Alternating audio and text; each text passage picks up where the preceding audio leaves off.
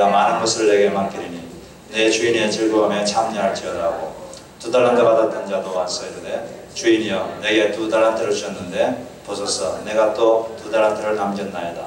그 주인이 이르되 잘하였도다 착하고 충성된 종아 내가 적은 일에 충성하였으며 내가 많은 것을 내게 맡기리니 내 주인의 즐거움에 참여할지어다 하고 1달란트 받았던 자는 와서 이르되 주인이여 당신은 굳은 사람이라 심지 않은 데서 거두고 해치지 않은 데서 모으는 줄을 내가 알았으므로 두려워하여 나가서 당신의 달란트를 땅에 감추어 두었나이다.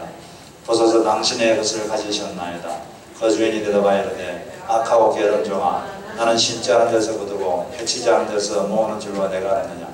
그러면 너가 마땅히 내 돈을 취리하는 자에게서나 맡겼다가 내가 돌아와서 내 원금과 이자를 받게 했을 것이니라 하고 거기에서 1달란트를 빼앗아 10달란트 가진 자에게 주라. 무릇 있는 자는 받아 풍족하게 되고 얻는 자는 그 있는 것까지 빼앗기리라. 이 무익한 종을 바꿔두은 대로 내두으라. 거기서 슬피 울며 이를 가리라 하니라. 잠시 기도하겠습니다. 하나님 감사합니다. 오늘도 주님 전에 나왔습니다. 하나님께서 우리에게 직접 말씀해 주시고 성령께서 이 자리에 오셔서 직접 우리의 영혼에 만져 주옵소서. 예수님의 이름으로 기도드립니다. 아멘.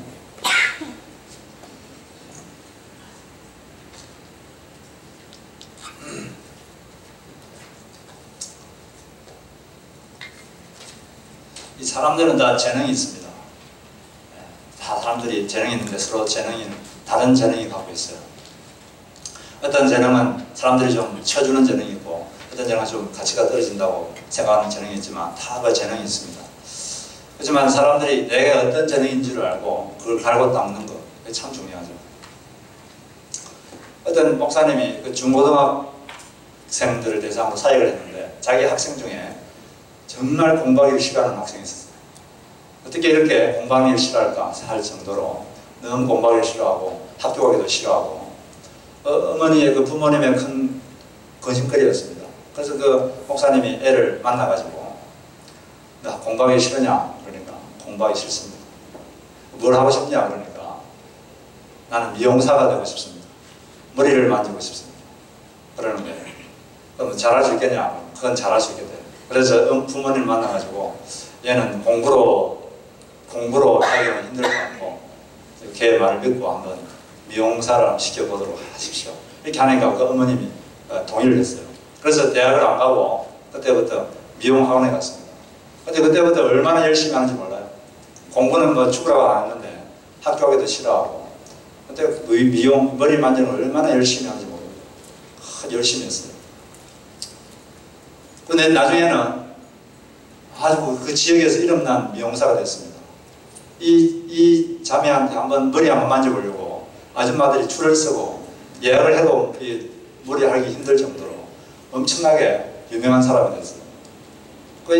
이 학생이 그전에는 부모님의 그 골칫거리였는데 이제는 부모님의 기쁨이 되고 그러고 있다는 거죠.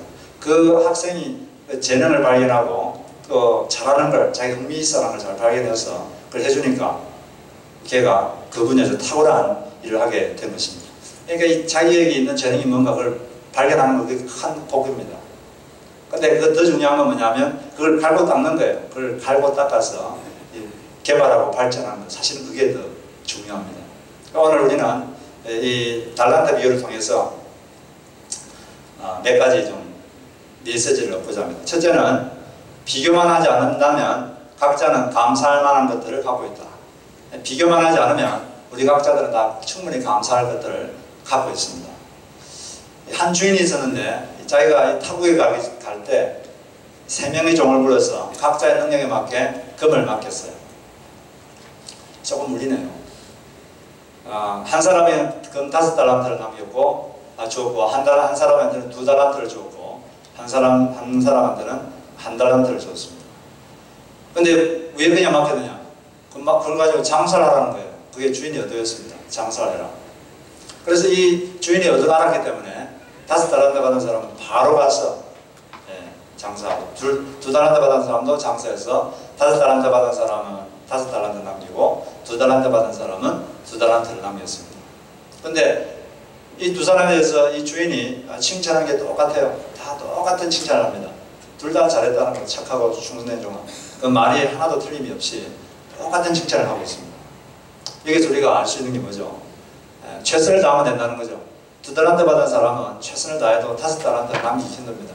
2달란트 남기면 잘한 거예요. 주인이 칭찬해 줍니다. 주인은 이 비율로 따지는 거죠.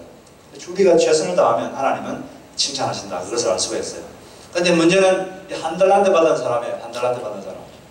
이 사람은 마음에 불만이 있었습니다. 왜 나에게는 하나만 줍니까? 이 1달란트 이거는 없는 거나 마찬가지입니다. 이거는 있으나 마나한 것입니다. 이걸로 뭘 한다는 겁니다. 이걸로 아무것도 할 수 없습니다. 그렇게 생각하고 그냥 땅에 묻어버렸어요. 그리고 이렇게 생각하겠죠.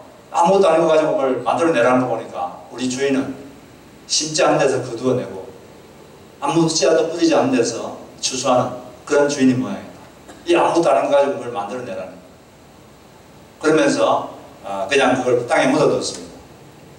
그러니까 그 주인이 나중에 와가지고 그 주인에게 이 1달란트 받았던 종에게 악하고 게으른 종아 이렇게 하면서 책망을 하셨고 1달란트도 뺏어가지고 5달란트 준 사람에게 다 줘버렸어요. 이 1달란트 받은 사람 마음에 불만이 많았어요. 왜 나는 하나만 주냐? 이건 아무것도 아니다. 아무것도 할 수 없다. 땅에만 묻어두자. 이런 마음을 가진 거죠. 근데 실상 그 금 1달란트는 작은 돈이 아닙니다. 결코. 여러분 금 1달란트가 얼마나 되는지 아십니까? 금 1달란트는 이 상식으로 알고 계십시오. 금 1달란트는 금 34kg입니다. 금 34kg. 요즘 제가 어제 시세를 보니까 금 1kg에 미국에서 현재 얼마느냐? 43,000달러예요. 1kg에 43,000달러. 그러면 1달란트는 34kg이니까 얼마 됩니까? 34를 곱하면 146만 2천 달러 됩니다. 그러니까 약 150만 달러 되는 돈이에요. 1달란트는 절대 작은 돈이 아닙니다. 150만 달러. 여러분 150만 달러 누가 주면 그걸로 사업할 수 있겠습니까? 없겠습니까? 충분히 할 수 있어요. 상당히 큰 돈입니다. 상당히 큰 돈인데 그 자체로 보면 상당히 큰 건데 이 1달란트 받은 사람은 이 5달란트 받은 사람하고 비교해보니까 이건 아무것도 안 해요. 없는 거나 마찬가지예요. 가치가 없어요. 이거 아무것도 못해. 불만이 생기고 자기 자신에 대한 자괴감이 생기고 자괴감이라는 것은 low self-esteem 자기 자신에 대해서 낮은 자존감 초라하게 느끼고 주인에 대해서도 주인은 왜 이래? 주인에 대해서 시험에 들고 그렇게 해서 아무것도 하지 않게 됐습니다. 우리가 비교만 하지 않는다면 감사할 게 충분히 있습니다. 비교하기 때문에 그것 때문에 많은 사람들이 이 자괴감, low self-esteem에 빠지고 자기를 초라하게 생각하고 충분히 할 수 있는데 이 의욕을 상실하고 하지 않고 이런 일들이 많은 거예요. 비교하지 않으면 나에게도 감사할 만한 것이 충분히 많다는 것을 여러분 기억하시길 바랍니다. 이번에 우리가 3박 4일로 단기 선교를 갔다 왔는데 이번에 학생들이 한 7명 갔다 왔어요. 중고등학생들. 그리고 나머지 1명 있는데 2학년짜리 1명 있었고. 근데 이제 그 3박 4일 동안 일을 하고 이제 사역을 하고 마지막 금요일 저녁에 나가가지고 자기가 이번 단기 선교를 통해서 배운 게 뭐냐 이렇게 이제 시어링하는 시간을 가졌습니다. 간증하는 시간을 가졌는데 그때 그 아이들 학생들이 공통적으로 하는 말이 그전에는 별로 감사한 줄 몰랐는데 근데 감사를 하게 됐다는 거죠. 그 멕시코 인디안들 사는 거 보니까 자기들이 사는 것은 너무 이건 감사하지 않는 게 이상하고 물론 그 가난하게 사는 그 사람들을 보면서 내가 이들을 도와야겠다 이런 사명감도 가지지만 또한 내가 미국에서 살면서 불평했던 것 또 부모님이 불평했던 것 나의 환경에 대해서 불평했던 것 거기에 대해서 감사해야 된다고 생각하고 감사하게 됐다는 거예요. 거기 멕시코 인디안들 보니까 하루 종일 일하고 1시간 일하고 일당이 1불입니다. 하루 12시간 일하면 12불 받아요. 그런데 물가는 여기하고 비슷해요. 콜라도 한 병에 1불이고 치약도 하나에 2불이고 그렇게 살아요. 조금 괜찮은 데도 있지만 제가 한번 전도하는 데 갔는데 그 집에 가보니까 그냥 보통 우리 사는 방만 한데 거기다 천막을 쳤어요. 천막이라고 해서 우리처럼 아주 좋은 그런 게 아닙니다. 뭐 좋은 게 아니라 그냥 무슨 누더기 같은 그런 천막을 얼굴 썩이 엮어놓고 뭐 그렇게 해놓고 거기다가 또 라면 박스 같은 그걸 막 붙여놓고 나무 세워가지고 거기다 막 붙여놓고 이렇게 사는 거예요. 거기다가 비닐을 약간 입혀놨는데 비가 오면 뭐 새겠죠. 그리고 바닥은 우리는 보통 바닥에 막 카페 깔려 있잖아요. 거기는 보니까 그냥 흙바닥이에요. 흙바닥에다가 그냥 라면 박스 같은 거 옆에 깔아놓고 거기다가 담요 한 장 펴놓고 거기다가 금방 태어난 아기를 그렇게 키우고 있더라고요. 부엌도 없어요. 부엌과 방에 기분도 없습니다. 그냥 흙바닥에 그냥 뭐 깔아놓고 그냥 사는 거예요.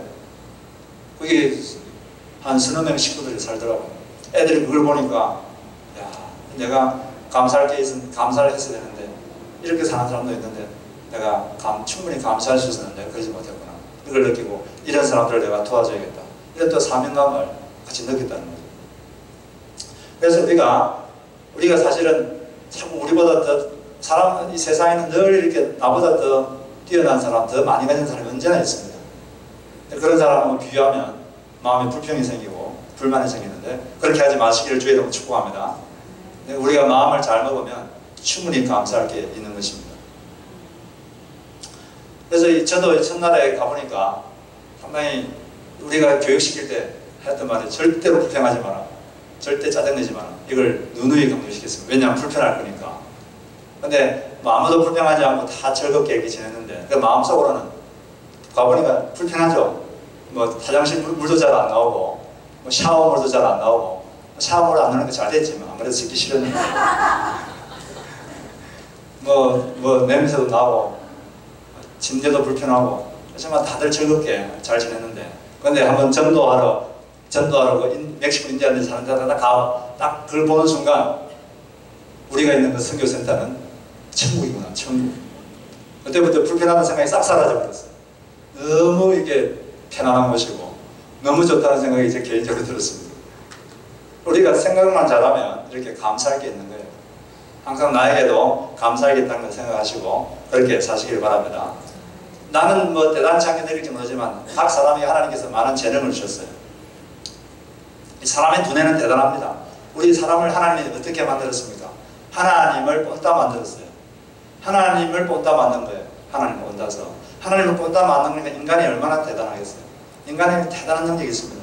이 두뇌를 이용해서 사람이 안 탄 기계를 저 화성까지 보내가지고 다시 돌아오게 하잖아요. 얼마나 대단한 두뇌입니까? 왜 이렇게 뛰어나냐? 하나님이 형상을 따라 만들기 때문에 인간이 뛰어납니다. 물론 하나님의 형상이 많이 파괴됐지만 여전히 남아있는 거예요. 그래서 우리가 사람들이 다 재능이 있습니다. 재능의 종류가 다를 뿐이지. 그래서 그것을 잘 알고 늘 그게 감사하고 그걸 잘 활용해야 됩니다. 근데 문제는 뭐냐? 이걸 활용하지 않는다는 거죠. 여러분들은 나는 별로 머리가 좋지 않게 생각하지만 여러분들 진짜 좋은 사람을 만나서 잘 훈련받으면 놀라운 사람이 됩니다. 여러분들이 잘 이렇게 코치를 잘 받아가서 하면 여러분들이 박사학위도 받으셨어요. 예? 사람들은 대단히 쓰질 않아서 그래요. 그래서 우리가 그래서 열심히 여러분의 재능을 갈고 닦으시기 바랍니다. 예, 그게 참 중요합니다. 그리고 자기보다 더 많은 것을 가진 것 같은 사람을 볼 때는 어떤 생각을 가져야 되느냐. 자기보다 잘난 것도 없는 것 같은데 더 많이 가진 사람 볼 때 마음속이 불편해집니다. 많은 사람 불편해지고 또 어떤 시기심 비슷한 것도 생길 수도 있고 마음이 힘들어질 경우가 있어요. 어떤 사람들은 동창회 갔다 오면서부터 시험에 든 사람도 있어요. 동창회 가보고 학교 다닐 때는 자기보다 공부도 못하고 자기보다 열심히 하지도 않았는데 와보니까 자기보다 훨씬 더 많은 것을 누리고 있고 훨씬 잘 된 걸 보면서 마음속에 표현은 안 하지만 겉으로 표현은 안 하지만 마음이 불편하고 힘들고 일종의 시기심 비슷한 거죠. 그런 게 들 때가 있어요. 그런 마음이 사람이 살다 보면 들게 됩니다. 그런 마음이 들 때 어떻게 해야 될까요? 그런 마음을 없애는 가장 좋은 방법은 입으로 그 사람을 축복하는 것입니다. 하나님 그 사람을 축복합니다. 한번 여러분 그런 경우에 한 서너 번만 하나님 축복합니다. 입으로 한번 발설해 보세요. 그 말이 잘 안 나오는데 한번 입으로 말해버리면 여러분 마음이 순식간에 확 정리되는 걸 느낍니다. 성령께서 임하셔서 마음이 편안함을 주고 올바른 마음이 생기게 돼요. 그런 경우에 있으면 하나님 저 사람을 축복합니다. 이렇게 한번 말해보시기를 주의 이름으로 축복합니다. 사람이 왜 시기심신하게 생겼냐면 그 사람을 사랑하지 않아서 그래요. 여러분들 자기 자식이 잘 된다고 마음이 불편합니까? 자기 자식은 아무리 잘 돼도 마음이 불편하잖아요. 왜? 사랑하니까. 그래서 마음이 불편할 때는 하나님 저 사람을 사랑합니다. 축복합니다. 이렇게 몇 번 말하면 마음이 정리됩니다. 우리 그리스도인들은 남을 축복하라고 부름받았어요. 베드로전서 3장 9절을 보면 이런 말씀이 있습니다. 악을 악으로 욕을 욕으로 갚지 말고 도리어 복을 빌라. 이를 위하여 너희가 부르심을 받았으니. 복을 빌도록 부르심을 받았다는 거죠. 이것이 우리의 부르심인 줄 알고 열심히 다른 사람을 축복하시길 주의 이름으로 축복합니다. 그것이 자기를 위하는 길이고 남을 위하는 길인 것입니다. 그럼 또 우리가 여기서 두 번째 발견할 수 있는 메시지는 악한 종이라는 것은 불순종하는 종이다. 이걸 알 수 있어요. 한 달란트 갖고서 장사하지 않고 땅에 묻은 것에 대해서 하나님은 이 주인은 악한 종이다 이렇게 말했습니다. 왜 악하냐? 왜 악하냐? 주인의 의도대로 하지 않고 자기 생각대로 했기 때문입니다. 주인과 종 사이에서 가장 중요한 자세는, 종의 가장 중요한 자세는 주인이 시키는 대로 하는 거예요. 뭐 종이 이렇게 사기치고 그런 것도 악하지만 더 악한 것은 주인이 시키는 대로 안 하고 그냥 자기 생각대로 하는 거예요. 이게 종으로서의 가장 잘못된 태도입니다. 이 주인이 왜 이 종에게, 이 한 달란트 받은 종에게 돈을, 이 한 달란트를 맡겼느냐? 그 의도는 분명해요. 의도는 장사라는 데요, 장사라. 이걸 알았기 때문에 5달란트 받은 사람하고 이 2달란트 받은 사람은 바로 가서 장사했다. 이렇게 되어 있어요. 16절에 보니까 같이 한번 읽어봅시다. 16절. 자, 16절, 17절 같이 한번 읽어보겠습니다. 자, 시작. 5달란트 받은 자는 바로 가서 그것으로 장사하여 또 5달란트를 남기고 2달란트 받은 자도 그같이 하여 또 2달란트를 남겼을 때 바로 가서 했다는 거죠. 바로 가서 했다는 것은 그 주인의 의도를 알았다는 거죠. 이 장사라는 거구나. 그런데 1달란트 받은 사람은 그 의도를 알았으면서도 그렇게 하지 않았어요. 자기 나름대로 주인이 어떤 사람인지 규정했습니다. 주인은 심지 않은 데서 거두고 뿌리지 않은 데서 모으는 사람이다. 그래서 그냥 이렇게 아무것도 아닌 이것은 그냥 땅에 묻어주자. 이런 식으로 생각하고 따르진 않았습니다. 하나님은 심지 않은 데서 거두는 분이 아닙니다. 우리가 심을 때 거두게 하시는 그런 하나님이시죠. 그렇게 이 종은 항상 주인이 의도한 대로 시키는 대로 해야 돼요. 그게 가장 중요한 것입니다. 우리가 예수님을 주님이라고 부르잖아요. 예수님 보고 주님 부르는데 우리가 근데 이 의미를 잘 모르고 부르는 경우가 있습니다. 우리가 예수님 보고 주님 이렇게 부를 때는 제가 당신에게 순종하겠습니다. 그런 말이에요. 내가 당신에게 순종하겠습니다. 이런 의미를 포함하고 예수님은 저의 주님이십니다. 그런 뜻입니다. 물론 처음부터 이걸 의미를 다 알고 그렇게 말하기는 힘들겠지만 그 의미를 알아야 돼요. 예수님이 주님이다 이 말은 무슨 말이죠? 내가 당신에게 순종하겠습니다. 그런 말이에요. 그래서 예수님을 믿는 사람은 마음속에 공통적으로 한 가지 자세가 있습니다. 이게 무슨 자세냐면 순종의 기본 자세가 있어요. 순종하고자 하는 기본 자세가 되어 있습니다. 예수님께 제가 순종하겠습니다. 이런 마음의 자세가 있어요. 이런 마음이 없는 사람은 예수님을 믿는다고 할 수가 없습니다. 물론 100% 순종할 수는 없죠. 우리가 연약하기 때문에 순종할 수 없지만 그런 기본 자세가 있기 때문에 잘못하고 나면, 순종하지 않고 나면 마음에 찔림이 있고 그래서 회개하게 되고 하나님 죄송합니다. 다시 하겠습니다. 다시 시작하고 이 기본 자세가 있는 거예요.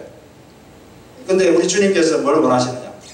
우리가 가진 재능 은사, 그게 내가 보기에 1달란트 가진 보잘것없어 그걸 열심히 쓰라는 겁니다. 열심히 활용하고 그걸 활용하고 개발하고 자꾸 이렇게 하라는 거예요. 그게 주님의 뜻입니다. 그걸 활용해서 그걸 가지고 또 남을 섬기고 이게 바로 주님의 뜻이에요. 그래서 자기에게 있는 재능 또 자기에게 맡겨주시는 것 이걸 가만히 쓰겨두지 마시고 열심히 활용하시기를 주의 이름으로 축복합니다. 그게 주인에 대한 올바른 태도인 것입니다. 그 세 번째 우리가 여기서 배울 수 있는 건 체계적인 노력이 재능을 이긴다. 따라해 봅시다. 체계적인 노력이 재능을 이긴다. 네, 이 종이 받은 책망은 게으르다는 거예요. 두 번째 책망은 게으르다. 1달란트 받은 종은 게으르다. 이 땅에 묻어놓았던 결정적인 이유는 게으르기 때문입니다. 뭐 주인이 뭐 심지 않아서 거두고 이런 거 다 변명이에요.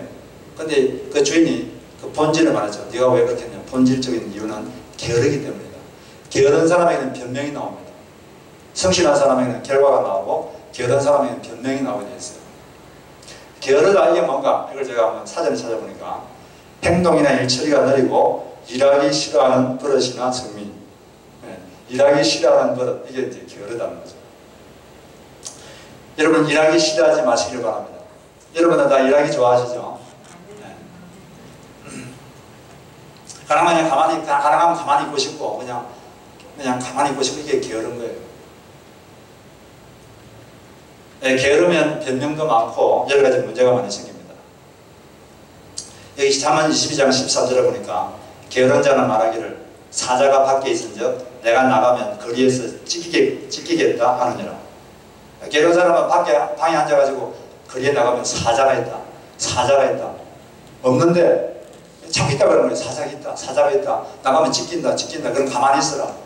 계속 그렇게 혼자 생각하고 또 확인되지 않았는데 그걸 남에게 또 말해요. 그러면서 이제 정당화하는 거죠. 왜? 자기의 게으름을 정당화하는 거죠. 이게 잠언의 말씀이에요. 잠언 13장 4절을 보면 손을 게으르게 돌리는 자는 가난하게 되고 손이 부지런한 자는 부하게 되느니라. 잠언 26장 14절을 보면 문짝이 돌적 위를 따라서 도는 것 같이 게으른 자는 침상에서 도느니라. 게으른 자는 침상에서 돈다고 되어 있습니다. 문이 돌듯이. 여기는 그런 사람이 없고 저 다른 동네에 그런 사람들이 가끔씩 제가 봤어요. 하나님이 우리에게 주신 재능은 대단한 거예요. 여러분이 얼마나 대단한지 잘 몰라요. 인간의 두뇌는 대단합니다. 제가 저희 형님이 한 2달 정도 같이 저와 함께 있었는데 제가 저희 형님한테 많이 배웠어요. 저희 형님은 참 열심히 뭘 하더라고요. 하루 종일 집에 앉아있는데 꼼짝을 안 해요. 계속 하루 종일 책을 보는데 제가 질려버렸습니다. 그럼 저도 공부 꽤나 하는데 저희 형님을 못 따라가겠더라고요. 그러면 저한테 계속 하는 말이 왜 너 재능을 썩히고 있느냐. 300% 발휘해라. 300%. 네가 하고 있는 게 300%를 발휘해라. 왜 너의 재능을 썩히고 있느냐. 썩히지 마라. 300% 발휘해라. 계속 막 세뇌를 시켜가지고 내가 지금 세뇌가 되어 있어요. 내가 300% 발휘해야겠다. 더 열심히 해야겠다. 하나님께 내게 주신 재능이 있는데 이걸 내가 썩히고 있구나. 내가 이걸 좀 더 개발하고 더 열심히 해야겠다. 이런 제가 마음이 지금 되어 있습니다. 하려고 하고 있어요. 나름대로. 네. 상당히 이게 중요한 거예요. 이 재능은 체계적인 노력을 이길 수가 없습니다. 어떤 분야에서 탁월한 사람들의 특징은 첫째, 명확한 목표가 있습니다. 명확한 목표가 두 번째는 연습. 계속 훈련하는 거예요. 훈련하고. 그래서 자기의 있는 걸 100% 쓰는 거죠. 그리고 양질의 피드백을 계속 받으면서 자기를 계속 단련합니다. 남의 피드백을 받는 것은 상당히 마음이 쉽지 않은 일이에요. 그렇지만 자기를 발전시키기 위해서 그렇게 하는 것이 그 탁월한 업적을 남기는 사람들의 다 특징입니다. 한결같은 특징이에요. 어떤 1990년대 초에 스웨덴의 과학자인 앤더스 에릭슨이라는 사람이 베를린 음악영재 아카데미를 방문해서 그곳 학생들을 세 부류로 분류했습니다. 첫 번째는 최상위 집단, 최고 집단. 이 사람들은 세계적 수준의 솔로 연주자가 될 수 있는 그런 사람들입니다. 최상위 집단. 두 번째는 중간 집단인데 전문가가 될 가능성이 있는 사람, 음악 전문가가 될 가능성이 있는 사람, 훌륭한 그런 두 번째 사람. 세 번째 집단은 훌륭하긴 하지만 그냥 공립학교 음악교사 정도 할 수 있는 사람. 이 세 가지로 구별했어요. 그러면서 이 학생들 개인 인터뷰를 통해서 학생들이 20살 되기 전까지 총 연습 시간을 계산해 왔습니다. 근데 최고 수준의 학생들은 총 연습 시간이 1만 시간이 가까이 될 때까지 어려서부터 연습량을 꾸준히 늘려나갔습니다. 그러니까 최고 수준의 학생들은 20살까지 한 10,000시간 정도를 열심히 훈련을 한 사람이에요. 근데 두 번째 중간 수준 학생들은 8,000시간 정도였다고 합니다. 그리고 세 번째 그냥 공립학교 음악교사 하면 그 정도 잘 할 수 있는 사람은 4,000시간 정도 그 일에 투자를 했다고 해요. 그러면서 이 연구팀이 결론 내린 것은 뭐냐? 엘리트 연주자와 중간 수준 연주자를 가르는 기준은 연습량이다. 재능이 아니라, 물론 재능도 중요하죠. 재능이 아니라 연습량. 이것이 그 탁월한 사람과 그냥 보통인 사람을 구별하는 그 유일한 기준이다. 이렇게 결론을 내렸습니다. 재능도 중요하지만 더 중요한 건 이 재능을 개발하고 쓰는 거예요. 연습하고 훈련하는 것. 여러분들도 만약 지금 여러분들 하나님 주신 재능을 지금부터 열심히 하면 대단한 사람이 될 수 있어요. 할렐루야. 여기는 40대 중반부터 공부해가지고 교사가 되는 분도 계시잖아요.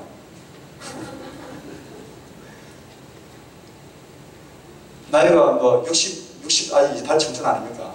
열심히 사시기 바랍니다.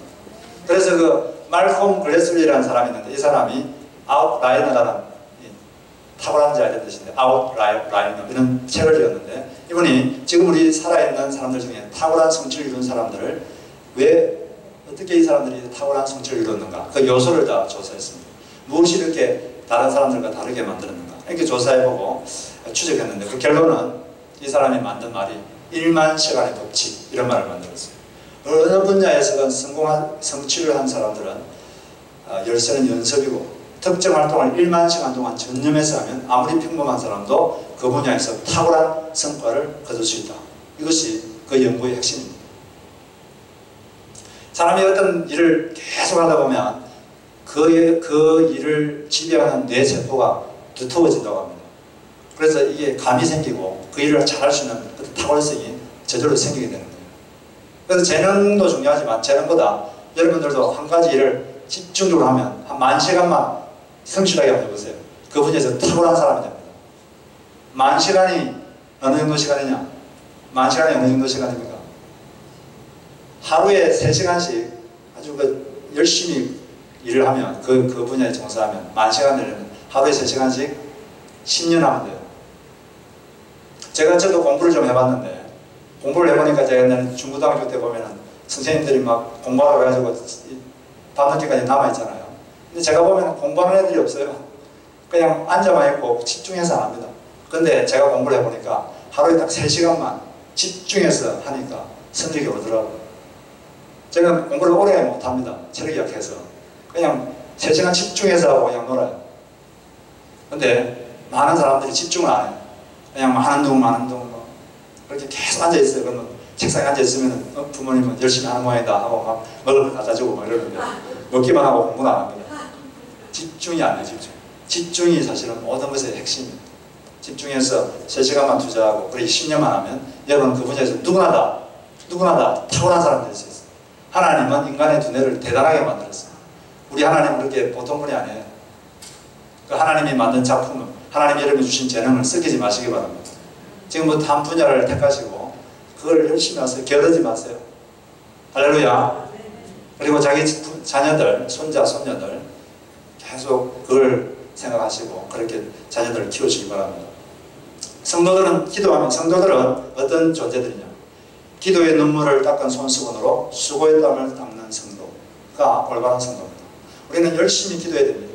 그리고 또 뜨겁게 기도하고 또 아주 무섭게 노력해야 돼요. 이걸 차에 비유하면 기도하는 것은 기도를 하면 길이 만들어집니다. 하나님이 길을 열어줘요. 우리가 노력한다는 건 뭐냐면 자동차의 성능을 좋게 만드는 겁니다. 자동차 성능이 아무리 좋아도 길이 없으면 차는 갈 수 없습니다. 우리가 기도하면 하나님이 길을 열어주는 거예요. 근데 길이 열렸는데도 평소에 자동차를 수리를 안 하고 만지지 않아가지고 자동차가 고장나 있고 그렇게 하면 길이 있어도 갈 수가 없어요. 가도 너무 힘들고 가다가 서버리고 이렇게 되는 거예요. 그래서 여러분들은 열심히 기도해서 하나님께서 길을 열어 주실 때까지 기도하시기 바랍니다. 그리고 하나님께 주신 재능과 은사를 갈고 닦아서 자동차를 잘 만들어 놓으면 어느 순간 길이 열릴 때 자동차는 쌩쌩 달릴 수가 있는 것입니다.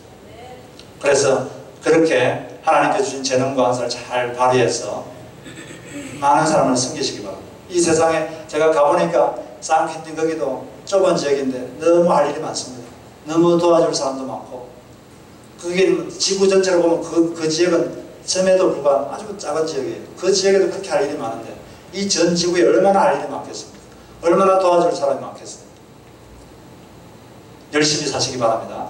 하나님이 주신 재능만을 땅에 썩이지 마시고 열심히 기도하고 무모하게 노력해서 하나님께 주신 것을 많이 재능을 갈고 닦아서 많은 것을 열매를 얻어서 많은 사람을 섬기고 하나님을 섬기고 그렇게 하시는 여러분 되시기를 주님의 이름으로 축복합니다. 우리 같이 한번 기도하겠습니다. 찬송가 350